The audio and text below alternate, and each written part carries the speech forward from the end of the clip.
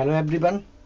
Applied mechanics की ये unit number 3 जो कि चल रही थी, तो इसमें लीवर को हमने स्टार्ट किया था और लीवर पर आधारित 2 वीडियो हो चुके थे, जिसमें हमने टाइप्स ऑफ लीवर और लीवर को समझाया था, सिंपल लीवर उसके टाइप को समझाया था।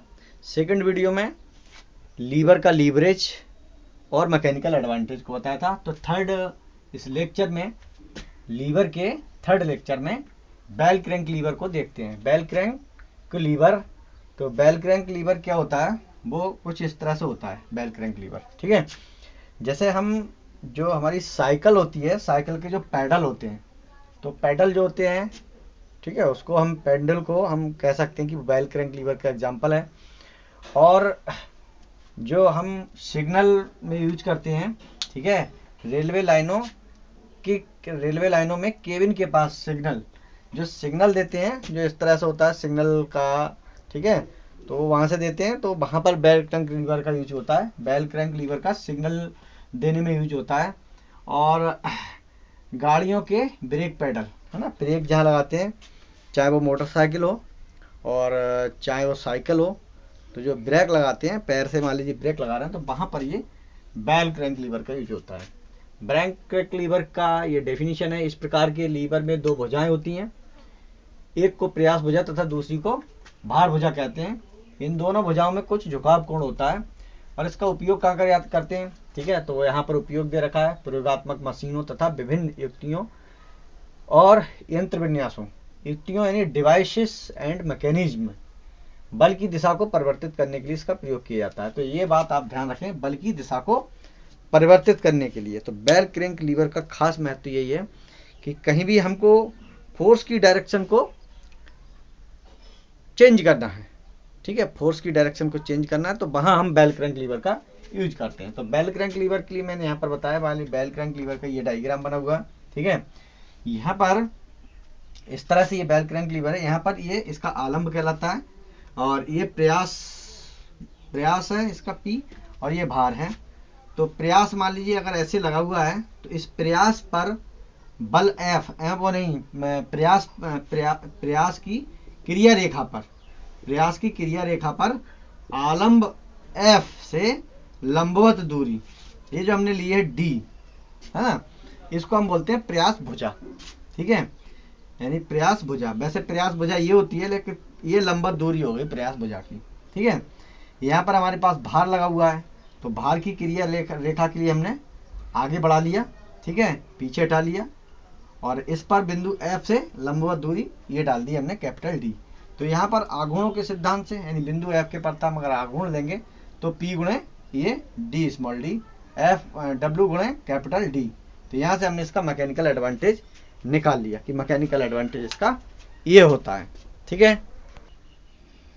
तो यहाँ पर एक छोटा सा न्यूमेरिकल देखते हैं बेल क्रैंक लीवर पर आधारित, ठीक है।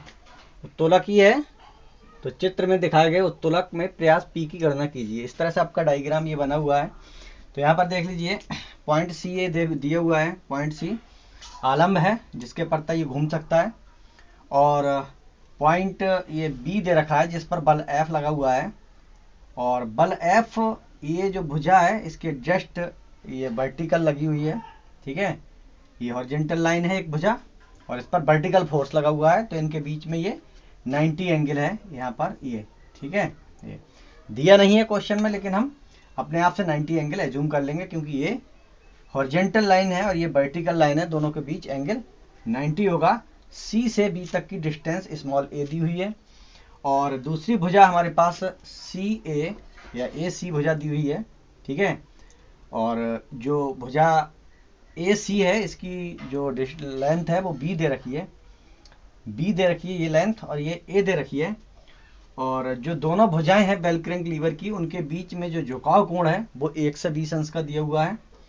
और यहाँ पर ये दिया हुआ है कि जो एंगल है, ठीक है, वो 60 अंश है।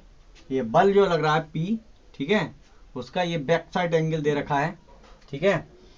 तो यहाँ पर हम ये निकाल लेंगे कि हमारे पास ये बल जो है, जो कोण है 120 अंश का है, ठीक है, तो ये भी हमारे पास 120 अंश का कोण होगा, ठीक है, ये भी 120 अंश का कोण होगा। ये भुजा हम बी यहाँ दिखा दे रहे हैं, ठीक है, बी हम यहाँ दिखा दे रहे हैं, ये इस तरह से, ये भी 120 अंश का कोण होगा, ठीक है, ये 120 है तो ये भी 120 अंश होगा, क्योंकि यहाँ पर जेड का फॉर्मेशन हो रहा है, जेड रूल लग जाएगा, ठीक है, कुछ इस तरह से, ये है ना, ये जो लग रहा है ये वाला इसके बराबर होता है, और अगर इसको आगे बढ़ा लें, इसको भी आगे बढ़ा लें, तो ये वाला इस वाले के बराबर होगा, है ना। ये 60 अंश है तो इसको हम अगर आगे बढ़ा लें तो ये हमारे पास 60 अंश का ये हो जाएगा, ठीक है। इसकी हमें हालांकि जरूरत नहीं है। अब देखिए हमें यह क्या करना है, फोर्स जो दे रखे हैं, ठीक है, बल P है, तो P हमारे पास A पॉइंट पर लग रहा है ना, और इस P की लाइन ऑफ एक्शन ये है, तो P की लाइन ऑफ एक्शन से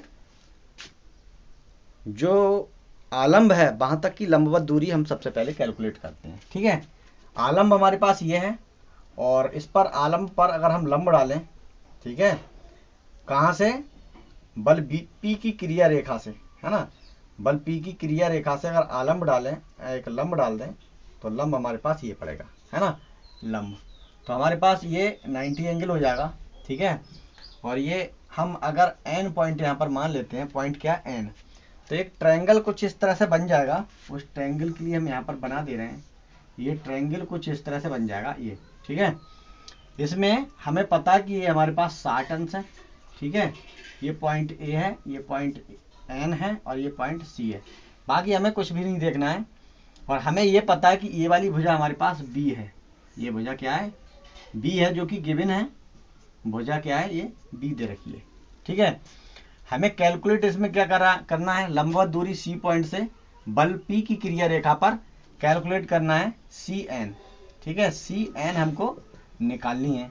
तो CN हमें निकालनी है, हमने बताया था जिस भुजा को निकालना होता है उस भुजा को ऊपर रखते हैं किसी ट्रायंगल में, और जो भुजा दे रखी होती है उस भुजा को नीचे रखते हैं, ठीक है। तो हमने ऊपर रख ली ये भुजा, ठीक है, जो निकालनी है, और ये वाला हमारे पास 90 अंश है, तो देखिए थीटा अंश के सामने ये हमारे पास लंब कहलाएगा, ठीक है, और 90 अंश के सामने कर्ण कहलाएगा, ठीक है।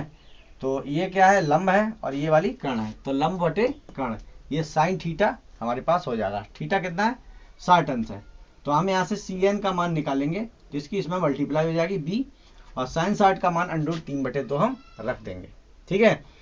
अब बेल क्रैंक लीवर हो या कोई भी लीवर हो, वो आघूर्णों के सिद्धांत पर काम करता है, तो हम कहेंगे भार गुणा भार भुजा बराबर प्रयास गुणा प्रयास भुजा, है ना। तो प्रयास भुजा हमारे पास क्या है, ये वाली हो जाएगी हमारे पास, लंबवत दूरी हमको लेनी है, ठीक है। तो लंबवत दूरी हम बिंदु C के प्रता आघूर्ण निकालें, तो C के प्रता आघूर्ण निकाल सकते हैं, बल गुणा लंबवत दूरी, तो लंबवत दूरी हमारे पास ये आई है, बल P है, और इसकी लंबवत दूरी क्या है, बल P की क्रिया रेखा पर CN लंबवत दूरी है, जो कि है B गुणे √3/2 बराबर।